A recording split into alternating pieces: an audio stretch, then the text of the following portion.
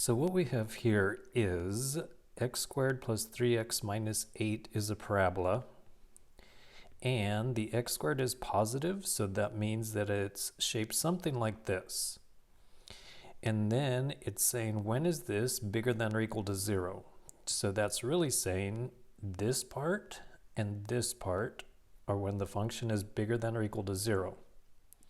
So the first thing we need to do is find out where is this and this x-intercept. And then to the right of this one and to the left of this one, that's when the function is bigger than or equal to 0. So first, you guessed it, use the quadratic formula.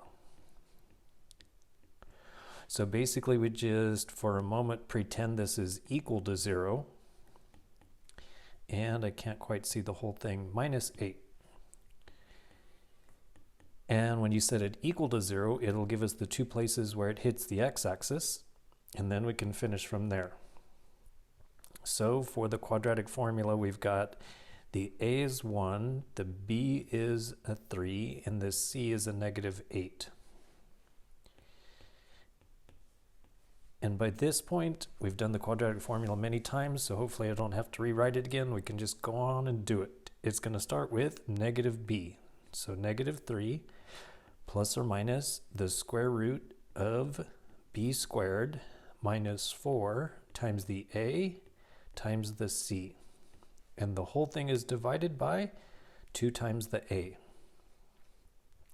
Then I need to find out what is inside of the square root. So 3 squared is 9, and a negative times negative is positive. So that's going to be 4 times 8 is 32. So it looks like we've got the square root of 41.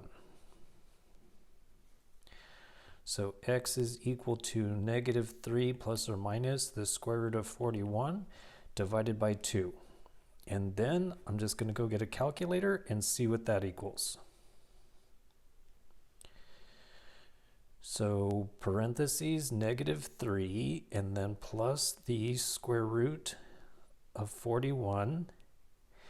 Put all of that in parentheses and then divide by 2. So one answer is 1.702. And then for the second answer, you can just redo this, but change the plus in front of the square root to minus. And 4.702. I forgot to say negative. 4.702. All right. So I used the graph and looking at the parabola. There is another way you can do it. You could say one answer that we got when it equals 0 is the negative 4.702.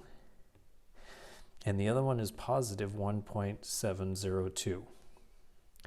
And then what you could do is get you a blue pen and then just pick a number in the middle.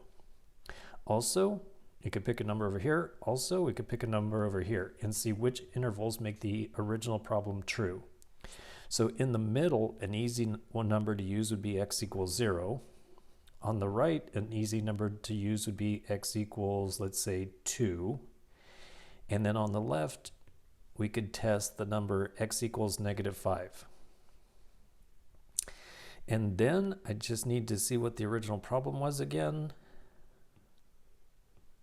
Let me just grab that real quick. And we're ready to go.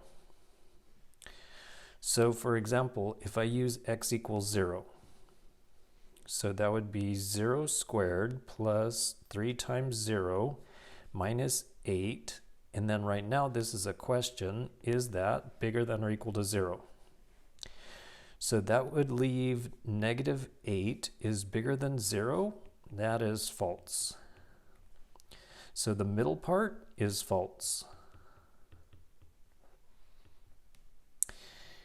And then you could test the right side with x equals 2. So that would mean, so plugging in a 2 for x would be 2 squared plus 3 times 2 minus 8.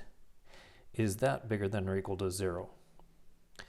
So this would be 4 plus 6, which is 10.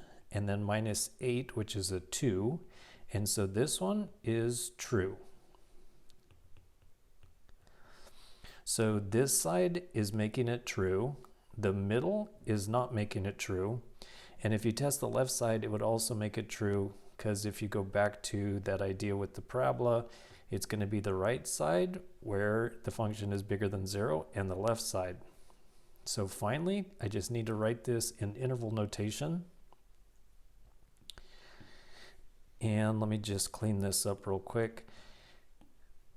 So then in interval notation, my answer is the left side goes from negative infinity to negative 4.702. And then the question is, do I use a parenthesis or do I use a bracket?